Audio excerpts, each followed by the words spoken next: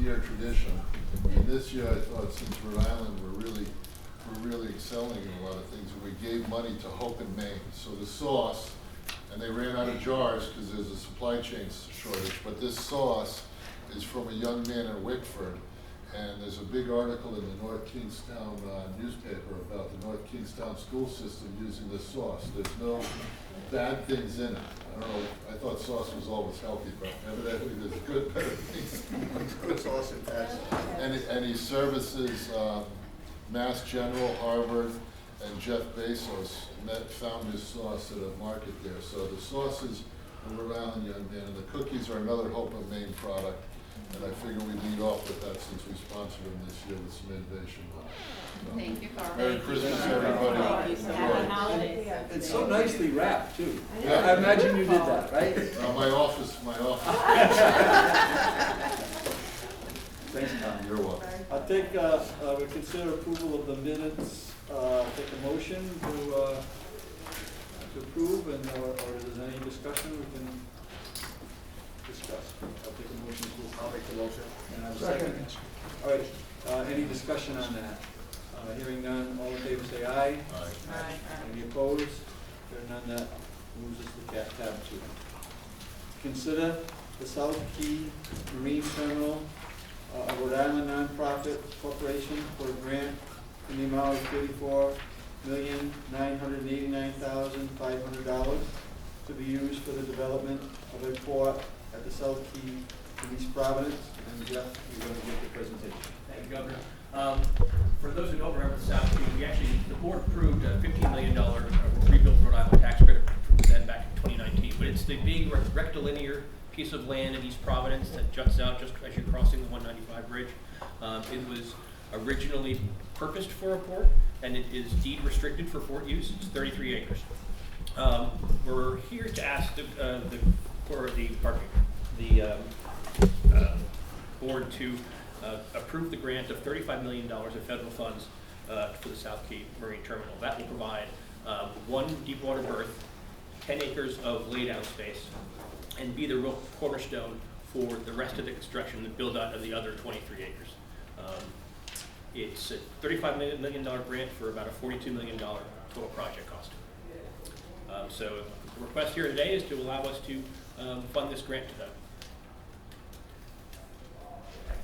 Questions and discussion? Yeah, just one. So my only concern with this, as we talk about investment committee, is the revenue. The original approval was in for a similar scope, and at that time the developer was going to take all the revenue. It was going to be a private deal, basically, and the revenue risk was on them. Now the revenue risk is on this quasi-governmental entity. How do we feel about that? Is there any risk in the revenue? And if there's revenue shortfall, how does that get handled in the quasi-governmental organization? So you speak specifically about the leasing, like the third-party leases on the dirt, like the offshore wind folks. Yes. I've got a member from Rhode Island Waterfront Enterprises, Seth Grady, with us. You want to address that, Seth? The leasing risk? Sure. So I'm Seth Grady. I'm with RI Waterfront Enterprises. We're the owners of the land, and also through a memorandum of understanding, we're a party to the nonprofit organization with a membership appointed by our organization, by the state through Commerce, and by the City of East Providence. And we've are the owner of the land, and are engaging in a long-term ground lease to make it available for the new nonprofit to be able to develop and then ultimately operate a port facility. Prior to the formation of the new nonprofit, we've had a lot of activity, a lot of engagement with the market as we proceeded with the permitting of the project and the design up to the 30% level. There's, at this point in time, a great deal of interest by offshore wind developers. One of the problems that's happening as lease areas are opened up and down the East Coast, developers of offshore lease areas are finding that there's insufficient capacity for what they call marshalling ports. And so that's a combination of proximity to deep water, a long marginal wharf along the key line, and then a lot of contiguous backup area typically in Europe, sometimes these type of ports will go up to 100 acres. They typically would like to have something like 30 to 50 acres, and so our project is seen as being very attractive right now. Now, the actual demand for these facilities is probably going to kick off 2025 to 2026, when many of them get built. So right now, it's a little bit early, but by the time we come online, the demand will be very high. What we're experiencing right now, as we've been in the process of implementing the new nonprofit, is that we see that the potential tenants for the site are extremely eager to sign a deal. What we've been trying to do as the nonprofit, as RIWE, is say, well, first of all, we can't, because it's ultimately going to be the board that's going to make the decision about who is going to be the tenant. And then it's also premature to negotiate the terms right now until there's more cost certainty on the full cost of development, not just of phase one, but the full development of the project. But our perception is one in which it's going to be a seller's market for this type of port facility. And I think it's with some patience and confidence that once the project is fully built, there will be a market for it. I think that would be well-founded. Probably the appropriate time to start with a very organized and orchestrated process of identifying a long-term tenant would be early in 2023. And so one of the first orders of business of the new nonprofit board will be to engage in that steady process to identify who's the ideal tenant, what's the job creation going to be like, the intensity of use, what's the ground lease payment going to be.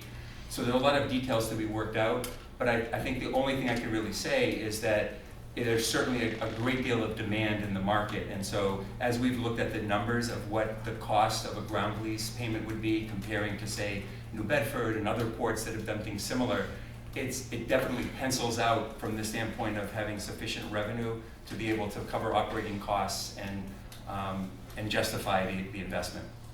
Great. Good answer, thank you. Sure. So you're looking for one tenant then, so it's not gonna be like a Quonset. I know you're gonna be competing with Quonset because I thought we had earmarked Quonset to do some of this. Well, so I think, I don't know that Quonset is designed to be a pure marshaling port, and I think that what's happening in the market is that there's going to be demand for port resources up and down the chain, from marshaling, in which you receive large elements, do some sub-assembly, and then organize them and maybe ship them out by barge to the construction locations. Some ports will have more intensive manufacturing that's connected to that. We don't see our port as being competitive with Quonset or Provport, because Provport also has that. We see it as complementary, and we've made great efforts to organize our planning accordingly. And so I think when we go to market and find a tenant, the reason why only one and not multiple tenants is just the scale that's required. And so when you have 33 acres, in order to fully take advantage of it, you really need one operator that has access to berths, so that you typically have an inbound and an outbound berth, and the ability to store materials and move them around.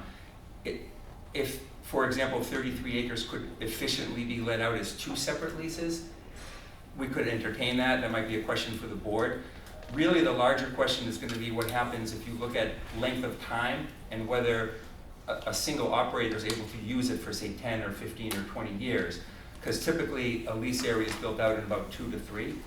And so I think that that's really something to be built into the bidding process. What do you do in the situations to make sure that there's intensity of use of the facility? You don't have gaps of time.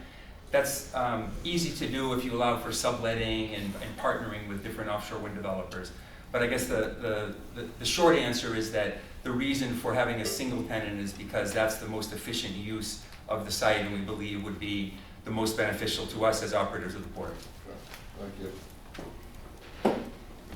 Any other questions? Discussion? I'll take a motion. So moved. Second. Any discussion on the motion?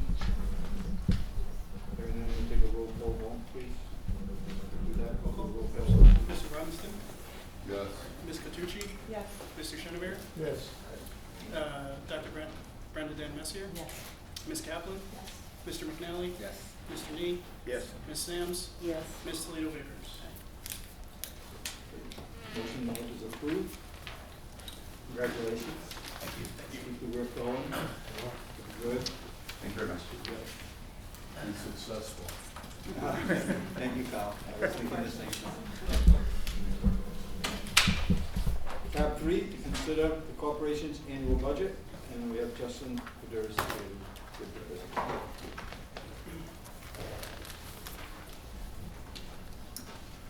Good evening, board members. I'm coming before you all today to seek approval of the fiscal '23 Rhode Island Commerce Corporation operating budget of $93.3 million. Prior to me coming to you all, this budget was reviewed in a separate audit committee meeting last Monday. And during that meeting, the committee voted in favor of submitting the budget to the full board tonight for final approval.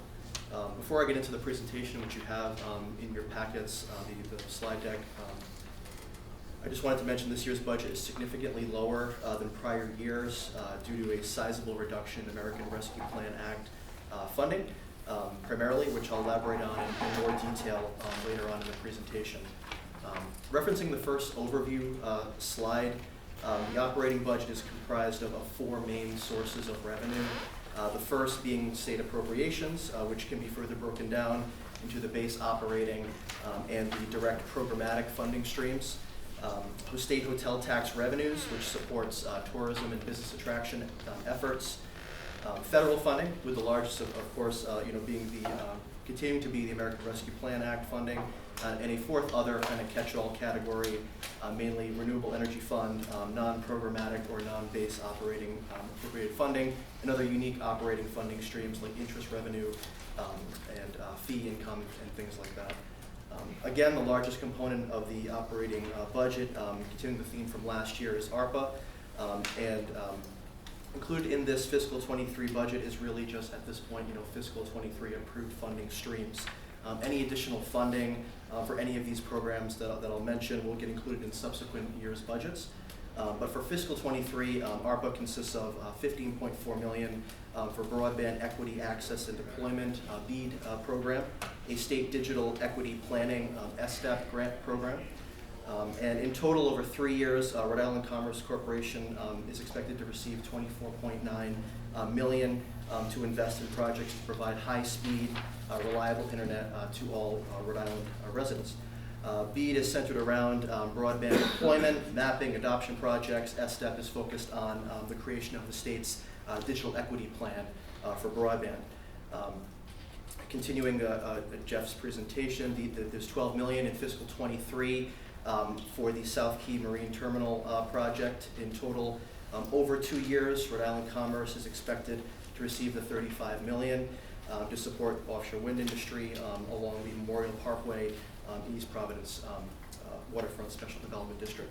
Which slide are you on? I'm sorry. It's still the first overview slide, apologies. Yep. $2 million for Minority Business Accelerator Grant Program. In total, over 2 years, Rhode Island Commerce will receive $6 million to award grants for technical assistance and capital expenses in consultation with minority and small business associations. $1.5 million, the last component here, to support destination tourism marketing related to airline routes to TF Green Airport. And in total, over 2 years, we're expecting $3 million in funding. The second largest component of the fiscal '23 budget is funded through programmatic state appropriations for economic programs to the tune of $26.6 million, $13.5 million for Rebuild RI, which is a sizable increase from prior year, but in line with projected outflow timing and less funding being needed in '23 to maintain a sufficient account balance to fund the upcoming projects. $5 million to fund Main Streets Revitalization Initiative, which awards grants for commercial district streetscape improvements. $2.3 million to resume capitalization of the Air Service Development Fund, used to reimburse marketing expenses for airlines connecting to TF Green. And then lastly is $3.2 million for the Wavemaker Fellowship program, which is a $1.6 million increase to expand eligibility into healthcare. The remaining programs are recurring, like site readiness, innovation vouchers, network matching grants, recurring, level funded, and similar to the same amount of funding as last year. So, the next slide provides further details around all of the revenue streams and funding sources, taking those four categories I just mentioned and further defining as state general revenue in the first column. which really consists again of the operating base appropriation, as well as pass-throughs, as well as programs managed by Rhode Island Commerce Corporation, everything appropriated in fiscal 23 by the state. The middle column lists all the federal funding sources, which we touched on, and again, the other category in the final column. Now, for state general revenues, the largest state appropriated funding streams are the $8 million RIC base operating appropriation, which is up slightly from prior year at roughly $288,000, and used to fund Commerce's general operations, salaries, benefits, IT, travel, what have you, occupancy costs. State pass-throughs, if you follow down in the column, is the second component at $8.6 million, and then the $26.6 million in economic program funding that I just discussed as well. The middle federal column has the $1.5 million in ARPA destination marketing funding, as well as the remaining $29.4 million in ARPA programs I had previously mentioned in the previous slide. There's also in the other column, there's also the hotel tax revenue category, renewable energy funding category, and then there's a $6.7 million in reserve program funds. That's that last category in the other column, which really reflects Rebuild RI projecting to disperse more in fiscal 23 than new funding received. And then the next slide shows the $93.3 million budget and how that's going to get spent.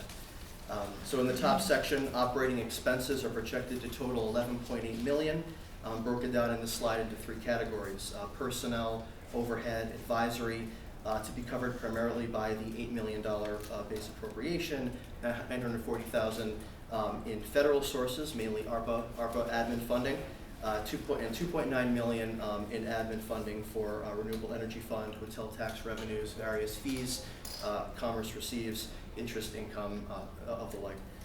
And in the bottom awards and programs section presents how the non-operating programmatic funding is projected to get spent. And the goal is for all programmatic funding received or reserved for fiscal 23 to get spent in fiscal 23. And then on the last slide, comparing this year's budget to the prior year's fiscal 22 budget, the total operating budget is increasing by roughly $1.3 million, driven primarily by a $1.2 million increase in personnel costs.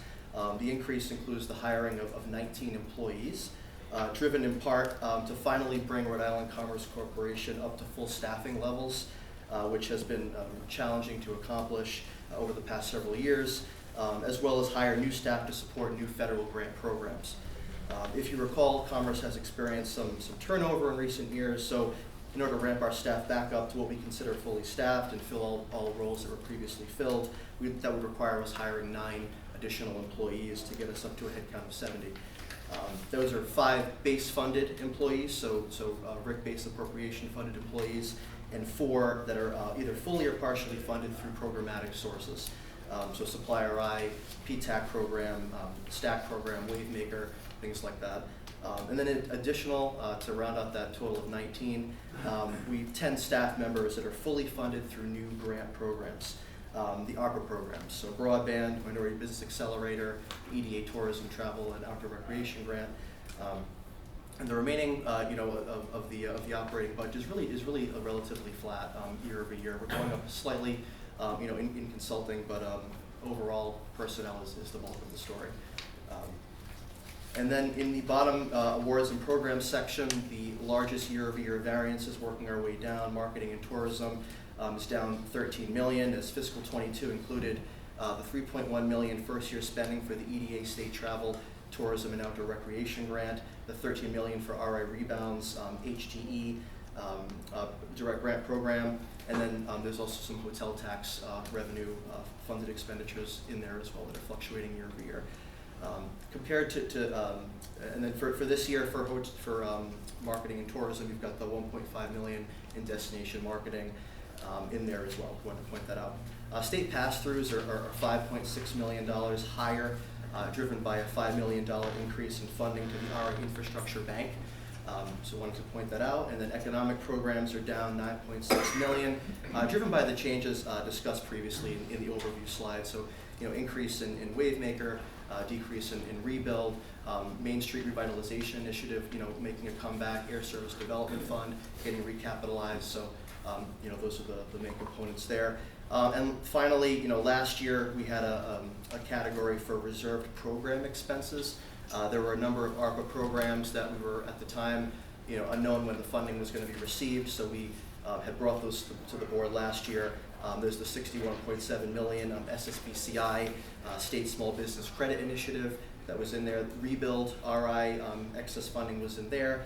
There's some rebounds, that would be spent for future years as well. So it's kind of a big catch-all of everything else that we were expecting either last year or to be paid out in subsequent years. Any questions? So when we look at this, we have a big influx of money in 2022. 2021 was probably, I'm not going to say a normal year, but we're on trend with everything. What do the numbers look like up and down with 2021? Because it's hard to wrap your head around this when we had so much money come in. Are we flat? Are we gaining? And which areas should we be gaining in, and which areas should we be down in? Yeah, there was a big ramp up, last year as well. But again, a lot of the bulk of the story was again that that reserved program expenses piece, the SSBCI. A lot of the ARPA funding, really was the theme of the vast ramp up. Because 21, the story was CARES Act. But we even had a big influx of CARES Act in 2021. Right. So you can't even go back to 2019 because it's way too many years behind us. Right. So the decrease we're seeing now, for fiscal 23, it looks like we're slowly getting back to more normalized, levels as to where we were, prior to the pandemic. But I could definitely provide sort of a historical analysis. You can give me a call just to see. Yeah, definitely. And then I had another question on hotel tax.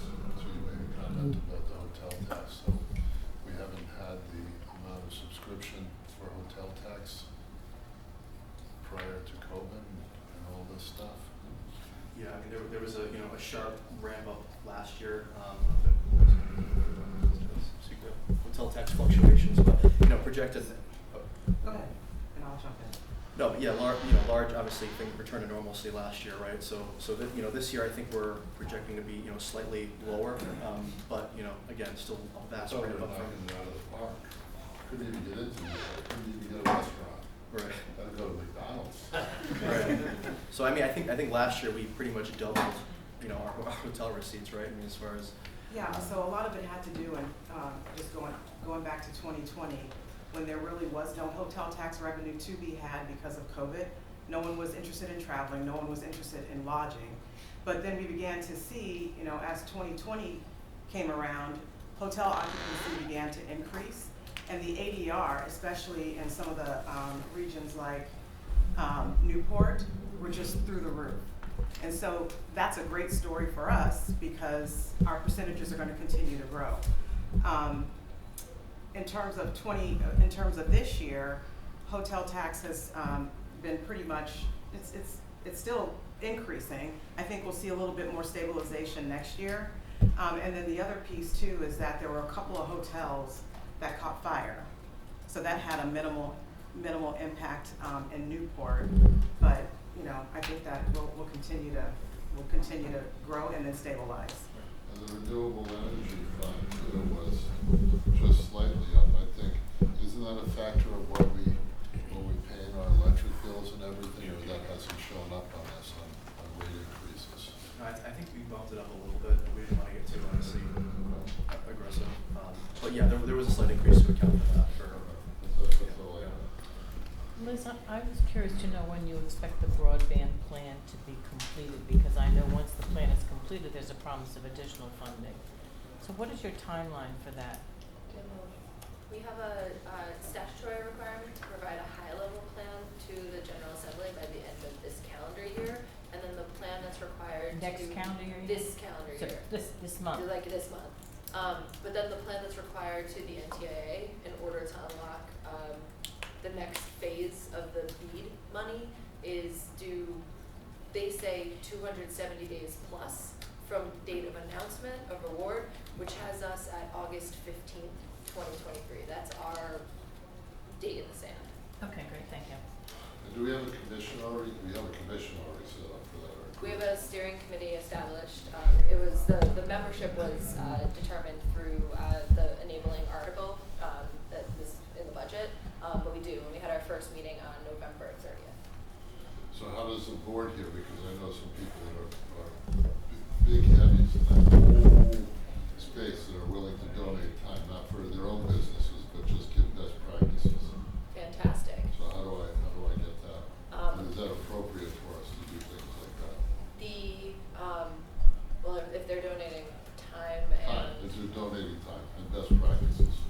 One thought is the advisory council has the ability to bring experts for Yeah. testimony, and so one immediate idea, Carl, would be if folks want to come and sort of present to the advisory council, that would be I will wonderful. talk offline, thanks. Perfect.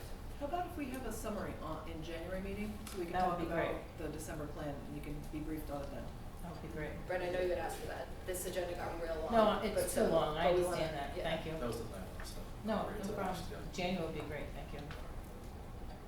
Additional questions? Hearing none, I take a motion. So moved. Second. Very good. We have a motion on the table, any further discussion? Hearing none, all in favor say aye. Aye. Any opposed? Hearing none. It's net passed. Tab 4, to consider increasing certain grant awards under the Rhode Island Rebound Small Business Program. Then Miller will do the presentation. All right, you guys are gonna stuck with me for a couple of items here. So as you recall, at the beginning of the year, the General Assembly passed the FY22 state budget amendment that allocated $45 million of funds from ARPA to the Commerce Corporation to support small business programming as well as programming for impacted industries, hospitality, tourism, hotels, etc. This first item that we have is related to the Small Business Direct Grant, so it's a $12.5 million allocation within that $45 million pot.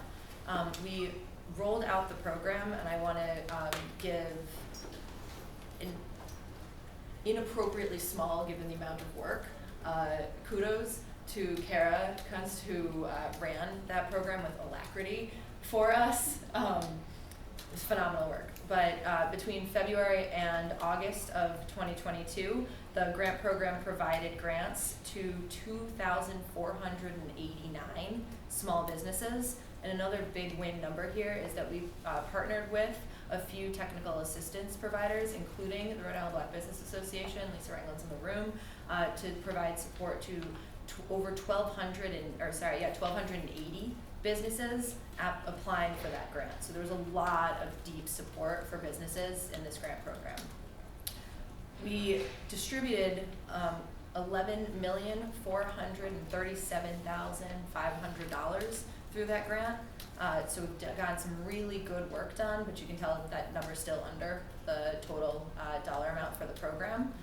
We are coming to the corporation, to the board, today to seek authorization to slightly amend a component of the parameters of the grant to increase the award amount for businesses in specific industries that have been hardest hit by the pandemic. So we're seeking to increase the amount available to those that have already been deemed eligible and have already received an award by $800. So we're looking at about 1,000 new eligible grantees to get an additional $800 in the food services, personal care services, and arts, entertainment, and recreation industries. And we chose those industries because those were ones that had been particularly disproportionately impacted due to things like the pause and other restrictions placed during COVID. That's the subtotal here, so we're seeking approval for the shift in the program parameters to allow us to distribute grants, an additional $800 in grants to component of our eligible awardees. Questions? Would these only be people who didn't get the first, would be new companies? These would be all companies that have already received Oh, they're funding not- from us, and oh. so they've already been vetted, we know them to be eligible, and they've already indicated to us a net need and their eligibility within the parameters from the state as well as the federal guidelines. So this just allows us to use money that is still there. Exactly. And the infrastructure is pretty much set up. Exactly, yeah, we have everybody, we know who they are, we know where the mailing address is, we have the capacity within the current partnerships to be able to cut checks pretty quickly. Yeah. So to apply for $800, is it, how are you going to deem the need for an additional $800? Because sometimes filling out the paperwork for $800 is more time than it's worth. We've talked with lawyers and looked at the statutes, and all of the businesses that have applied have already provided information that shows that they have a negative impact from COVID, which is the requirement in statute and from the federal guidance.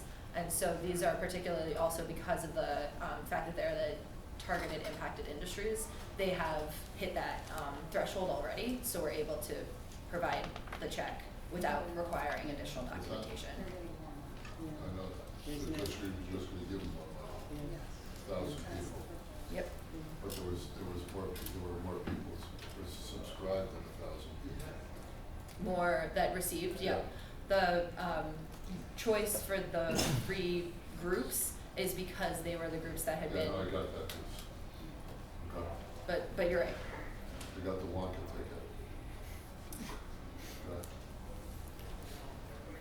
Any other discussion or questions? Get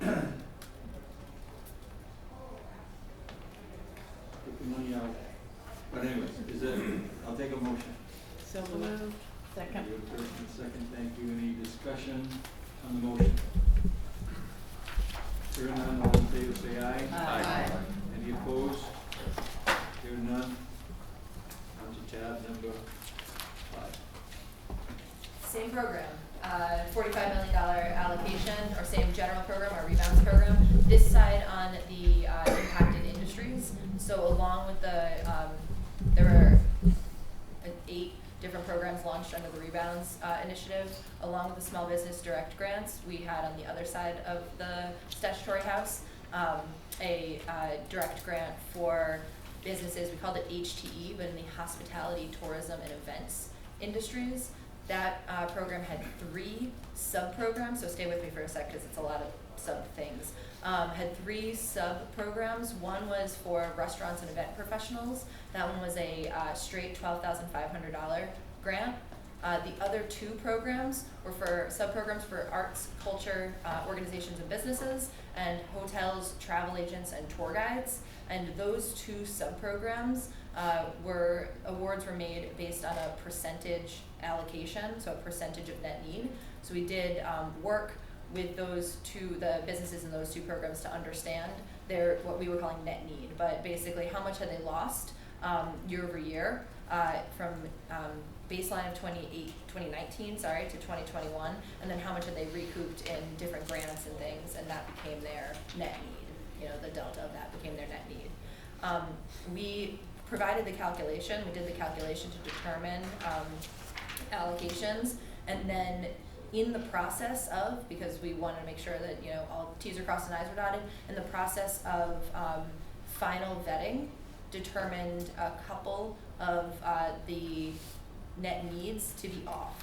One hotel was, through the vetting, determined ineligible because of their ownership structure, their parameters around local ownership that we had in the program, and a couple net need calculations we had to rework for specific awardees.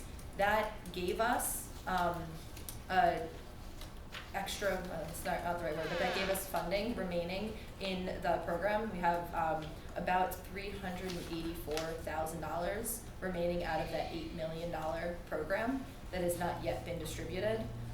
So we are seeking authorization from the board to change slightly the parameters of the percent of net need calculation factoring that we're doing here, so that we can provide an additional percentage of net need for those businesses in the arts and culture and hotels, travel agents, and tour guides sub-programs. So, Carl, to your point, these businesses have gone through the gauntlet to understand exactly what their net need is, and this would allow us to provide a little bit more of that percentage of their net need. They would not get back to whole, any of them, but we're seeking to bring that percentage up to 85% of net need. And that would allow us to the governor's point, make sure that we're getting the money out the door to businesses that have been and continue to be in impacted industries. So you've funded a lot of businesses. How many of those businesses have had to close their doors just because of, changes in the economy, changes in consumers and things like that? Has it been a big number? For this program specifically, or in general? Yeah, just this program. You had all these subscribers. Were they able to weather the storm with the influx of so much money? So far, we're seeing some good, continuation. We have a metric for this program. One of the metrics is how long our business is still open, 6-12 months after the program, and there's a little bit TBD there because we want to see, sort of what the runway is, right? That it hasn't been that long. So that might be another thing that we come back to in the new year with is the update on that metric. Verifying that the money that's gonna go out on the first, on tab 3 is one of those companies that actually is doing business. Do you know that to be true? Patrick, where are you? But yes. The first program is small business grants, and yes, one of the eligibility requirements is they have to be open and operating. If they're seasonal, they can be temporarily closed, but we do not give funding to anybody who is no longer open and operating. Same for the HCE program, and Carl, to your point, we are sending surveys to businesses that receive the grant 6 months after the date which they receive the grant, the first businesses are going to begin in the new year because people started to receive in about June. So that's the on-ramp, and then that will continue to cycle, and we can update you all on that date. Hopefully they've all done well. I'm sure everybody on board with the governor wants to make sure that they sustain. Any further discussion on this agenda? Hearing no discussion, I'll take a motion. So moved. Second. I have a first and a second. Any discussion on the motion? Hearing none, all in favor say aye. Aye. Any opposed? Hearing none, that passes as well. Tab 6, Daniela, you're on board. All right, we're flashing forward to FY23 budget now. In the FY23 state budget, there is a line of $6 million for minority business support to be administered by the corporation. This funding is designed to provide targeted support via technical assistance, access to capital, those things for minority businesses in state. Within the state allocation is designated $500,000 to the Rhode Island Black Business Association, and I mentioned Lisa is here from REBA tonight, as well as $300,000 for the Roger Williams University Business Startup Clinic, which is run out of the School of Law. And Greg is here from Roger Williams as well tonight, in case anyone does have questions for the two grantees. So again, these funds are statutorily designated grants under this Minority Business Accelerator line. The request in front of you today is to approve the two awards and the ways that the awards will be used for both Roger Williams and REBA. You'll note that the dollar amounts don't total 500 and 300. The funds flow through the state's Pandemic Recovery Office to Commerce, and the Pandemic Recovery Office takes a very small program audit fee off the top, and so that's why you're seeing a $499,850 grant and a $299,910 grant. So just from an administrative perspective, why those numbers are the way they are. And you'll see in the memo and the materials that you have in front of you, the budgets for each of the sub-grantees, as well as the metrics that they have provided to us and that we'll track along with the state for the work in front of them. And the last thing I'll say is we should note this is a part of a larger $6 million program, but we are specifically tonight asking for approval for the REBA and RWU sub-grants. In reading through this, and I may have misread, but it sounded like there's a piece of this that Roger Williams is doing that's really about providing expertise to small businesses or providing people that can actually consult. And Reva's doing part of the work to identify the businesses and connect them with the right resources and all of that. My question is there going to be any collaboration between the two? So, Yes. Okay, all right. Started already. Okay, all right, that's my question. And I actually see the way the statute is written, it essentially mandates that. And that's Okay. exactly what we want to do. So, Okay, yes. great. Okay, thank you. To that end, the startup clinic, and then this is one of the police's metrics is around bankability, and so there's a nice handoff. Great, thank you. Further discussion on the question? Just a comment on, we did this Minority Business Accelerator study and report and looked at, where are the gaps and what do we need to do. So it would be great to next year have we know that we've been doing a lot, right, through grants and through the organizations. So we need to take a look at, did we see any movement? Yes, no, why? And what do we do differently moving forward? Because there's a lot of recommendations in that study and there were a lot of issues that needed to be tackled. So, at some point we need to take stock of where are we, have we moved the needle, why not, why are we, what do we need to do next? So we can really, start making a change, which was the commitment out of this accelerator project, that it's not a report, it's action and it's impact.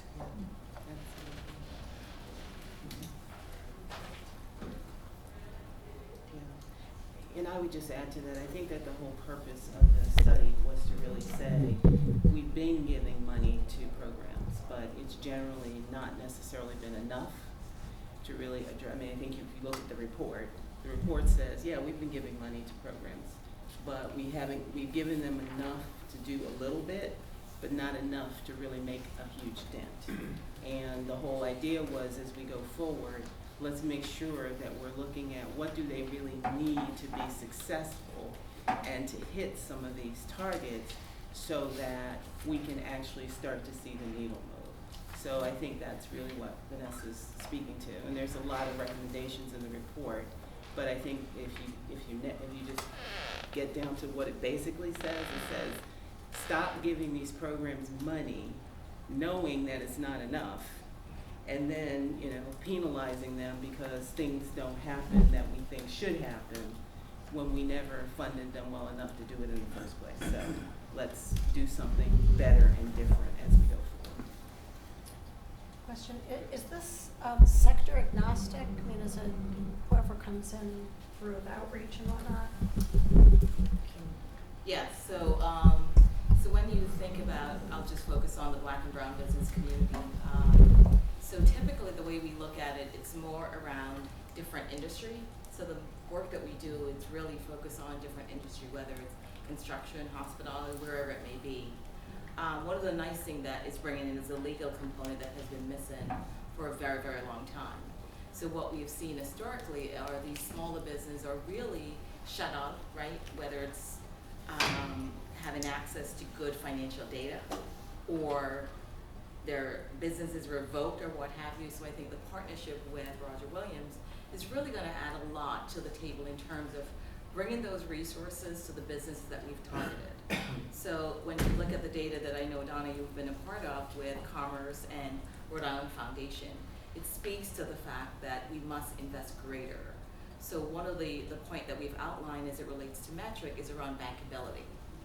One of the things that we've done at REBA is to reach out to the Bankers Association to talk through ways specifically around what can banks do in Rhode Island that makes lending more attractive, supported with financial literacy and bankability of businesses. So not just to roll a class out and say, here it is and you're done. This is really sort of hand-holding to repair credits, right? and then to take them through that journey. What are the 4 C's that makes up the bankability of a business owner? And then look at, walking through their financial statement, their balance sheet, their P&L, all of those things. So this is very different, and Don, I'm so grateful that you mentioned around giving us some funding, but it's not enough. And I think what we're seeing here, taking these funds and go further, is to be able to use them to say, here's what we're doing for me, quantifiable, right? With partnerships such as the banks. I've met with Citizens Bank. We've met very recently with Bank of America. We also have a meeting lined up with the credit unions as it relates to bankability, and that is very important. So it's no longer, here's a session, just go do it. No, we're putting them in buckets. So tier 1, anyone 500,000 and less, what are the specific things that they actually need in order to grow? 500 to $1 million, what does that look like? And then greater. So they're in tiers, and we know the needs are very different. But we're no longer doing it alone, we're doing it in collaboration, and that's the power, which I think in this work. And we're super excited about 23 and beyond, because we've built and established the Rhode Island coalition of minority small groups, and we're working really well together. And I think that's gonna be really big for the state.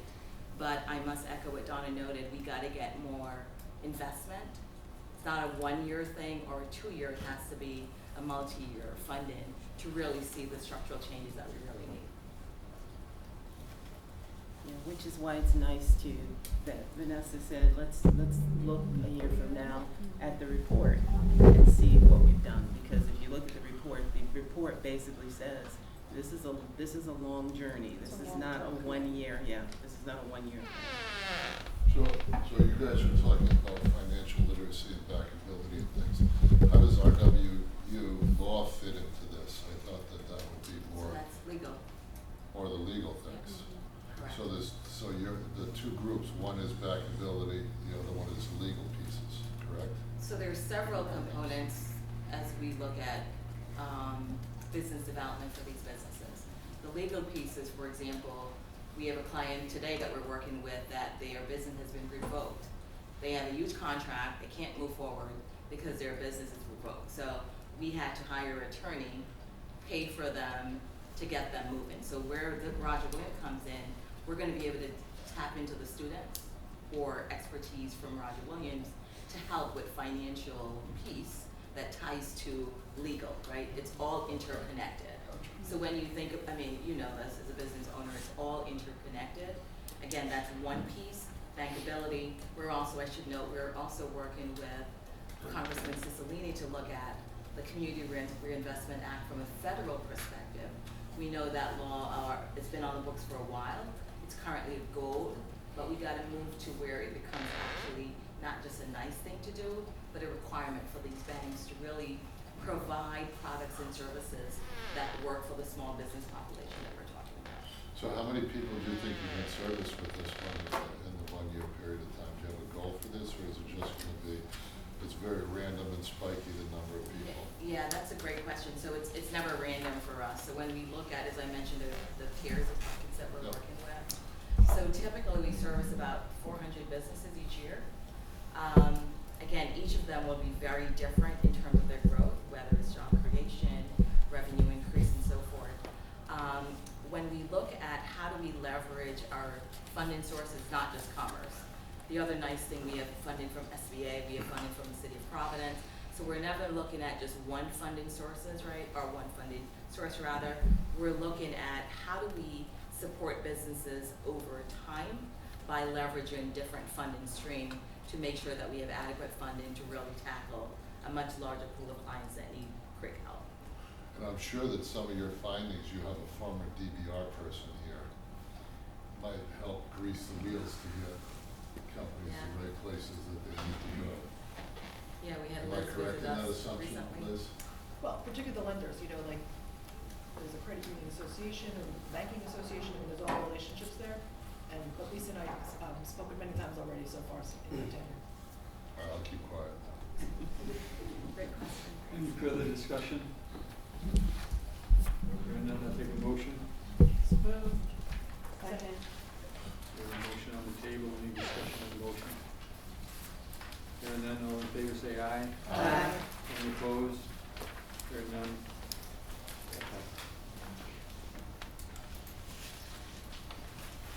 We'll tab 7. Oh, Daniela. You're on. This next item relates to hiring, which has come up a couple times in this conversation. Vanessa, you noted the need for review of the report and sort of where we are, but also, and Lisa noted the coalition and the work being done. There are a number of entities that are doing minority business and just general business technical assistance right now, and so one of our hires is attached to that, the 5.2 million of this minority business accelerator budget line item to support minority business enterprises and the programming that we're doing. So I just note that in the hiring conversation, it all is linked as well. So for this item, we are requesting an extension and increase to the cap for a contract we have presently with O'Neill Consulting. If you recall, you approved us to retain O'Neill back in May of 2021 to support the hiring at the time of 8 open roles. We then did another extension to support hiring of 2 additional roles, inclusive of the Director of Broadband Strategy in September of 2021. We're coming back today to request a slight additional extension and expansion of this agreement to support particularly and especially one role. So many folks here know Janine Lucia.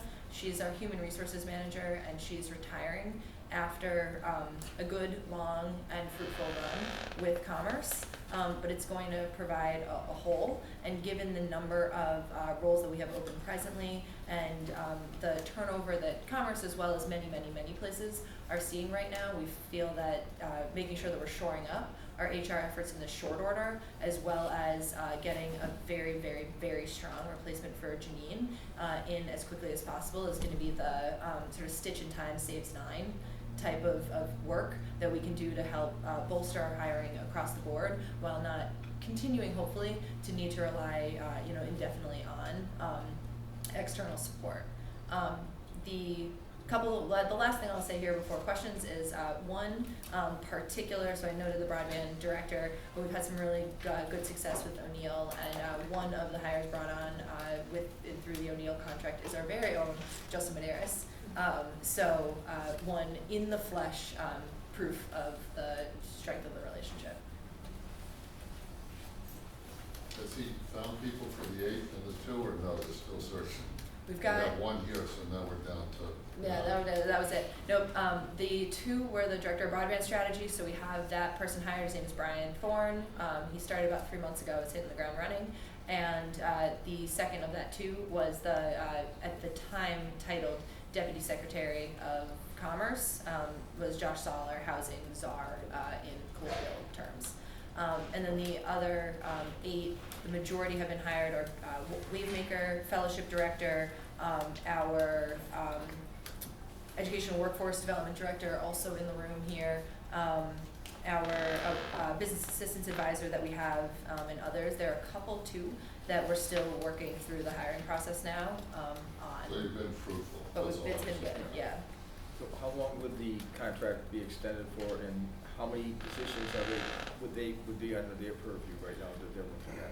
We're looking at, so finalizing the last 2, but then we're looking at particularly the HR manager with some additional, we're saying sort of general HR support, so that they can help kind of keep the trains running for all the other hires that we have. We've assigned a staff member or 2, depending on the role, as the hiring manager of record to try to push things, but everyone else has other stuff to do, and we need to keep active on this, and so they'll be providing kind of holistic support as well as targeted really on the HR manager. Any other questions, discussion, take a motion? So moved. Second. The motion on the table, any discussion? Hearing none, all in favor say aye. Aye. Any opposed? That passes as well. Danielle? All right, last one for me. this is also related to a contract that we have. The corporation has recently engaged Duffy and Shanley for on-call communication support for sort of individual needs, media responses, event talking points, that kind of thing. The reason for this has been because we had some staffing turnover, ties to the last item, in our communications team, and we have our brand new, a week and a couple days new Deputy Director of Communications here, Lindsay Russell. And so Lindsay's assuming our day-to-day work on communications now, but we have been leveraging Duffy and Shanley through the state's central purchasing agreement. For those at home interested, it's award number 3327613. And we'd like to keep Duffy and Shanley on for a couple months on an on-call basis in order to continue to support the corporation and commerce generally as needed. So we're seeking authorization to increase the cap. You'll note that we have engaged, as I noted, Duffy and Shanley for a couple months now. We have a requirement that we bring to the board any contract over $20,000. So this is coming through the commerce consulting budget and is within the scope and specs of the budget, but we need to bring it to you because we have not yet hit. But if we continue to engage Duffy and Shanley would, our $20,000 cap before we need board authorization. So we're coming to request authorization up to $50,000, which will allow us to maintain relationship and make sure that Lindsay is onboarded and has some scaffolding, and we've got some added capacity as we're got our staff transition happening. How long do you anticipate the extension will be? We are throwing Lindsay into the fire, so we are seeking to sort of transition her into the full bore role as quickly as is prudent. But in terms of an exact date, I'd say a couple months.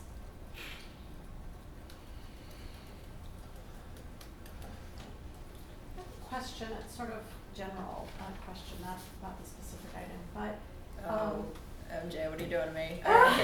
Well, no, there have been a number of questions about recruiting and consultants and whatnot, and I'm just wondering how focused or attentive the corporation is around minority business.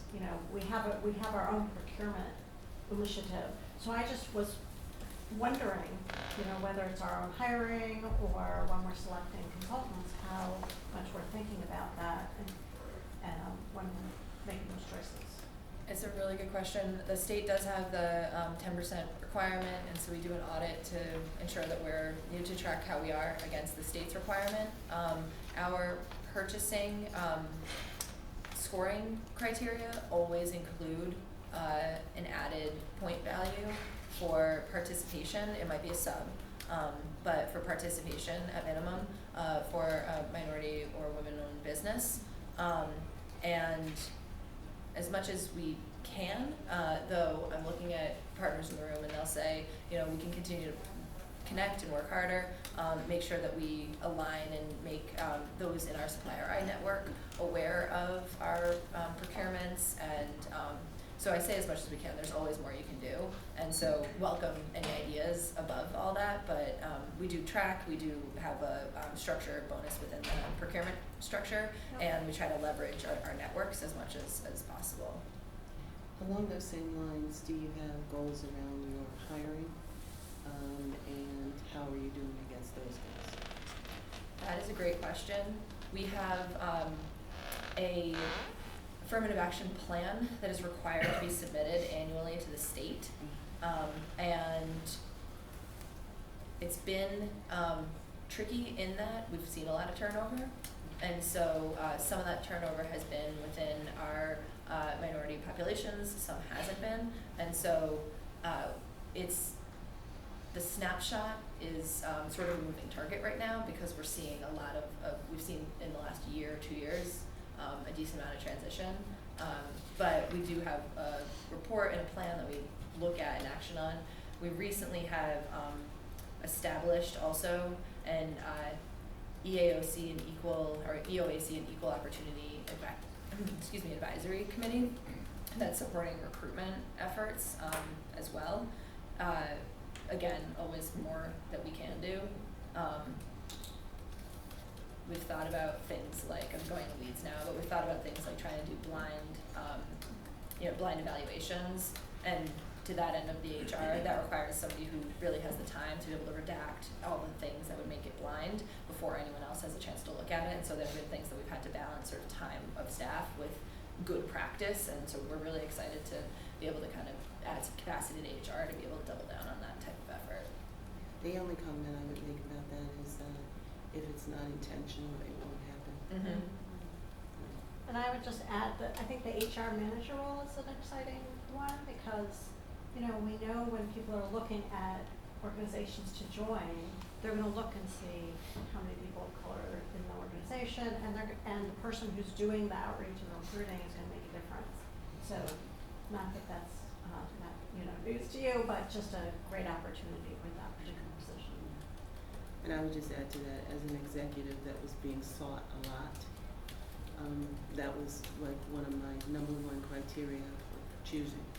If you didn't have enough people that looked like me, I wasn't going to work for you. So to MJ's point, I think it's important. And all of our open roles are on our website, so one of my former colleagues used to say, ABC, always be closing. My final point would be, please go to our website, do share with your networks all of our open roles, anything that you think might be a good fit for anyone, particularly folks who could provide a diverse set of experiences and knowledge base for us. It's all, we can send the link out also, but in the footer, careers, on the footer of our homepage. That's a good ad. Listed out the jobs we're looking for, and you could share it. And if you've got some folks who you think are interested, please encourage them to apply. Any further discussion? For a minute, I'll take the motion. So moved. Motion on the table, any discussion on the motion? Hearing none, all in favor say aye. Aye. Any opposed? Hearing none. Tab number 9, to consider the modification in relation to existing awards under the Qualified Jobs Incentive Tax Credit Program and the Rebuild Rhode Island Tax Credit Program arising from the COVID-19 public health emergency. You back? It's a mouthful, huh? Yeah. You back, Jeff? First and last, in 2020, this board approved some relief for qualified jobs due to COVID. Just to remind you how qualified jobs works, a company makes a commitment to hire a certain number of incremental new employees. If they hit that commitment, they get the tax credits for those employees for that year. If they miss it by one, they get no tax credits. In 2020, we reduced that requirement that said if you could be 50% of your committed folks for 2020, and you'd still get some tax credits for those incremental people. The idea was COVID was there, people were having a hard time hiring. And as you may remember, COVID continued on. The vaccines didn't start rolling out until the first quarter of 2021. And so there were still some impacted companies that haven't been able to, or weren't able in 2021 to get back to where they were committed to. So we're asking the board to continue on to 2021 what they committed to in 2020.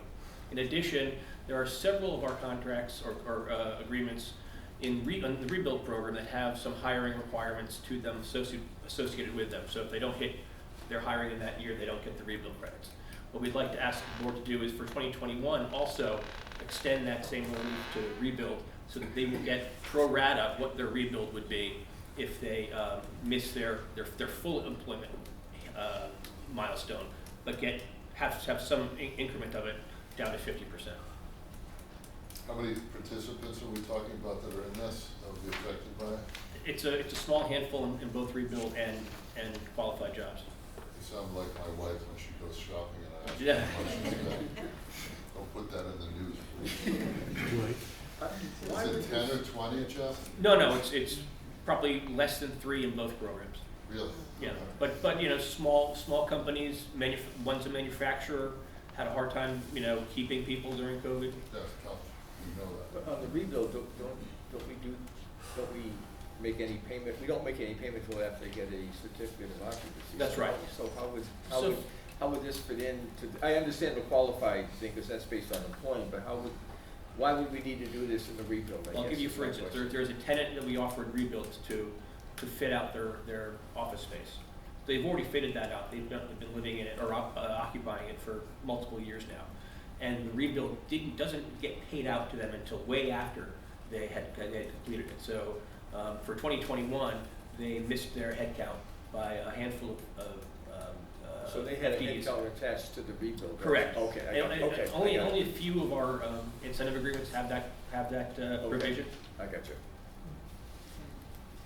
Jeff, along the lines of what Kyle's talking about, what's the gross amount of additional rebuild that you're trying to make? It's probably less than $500,000.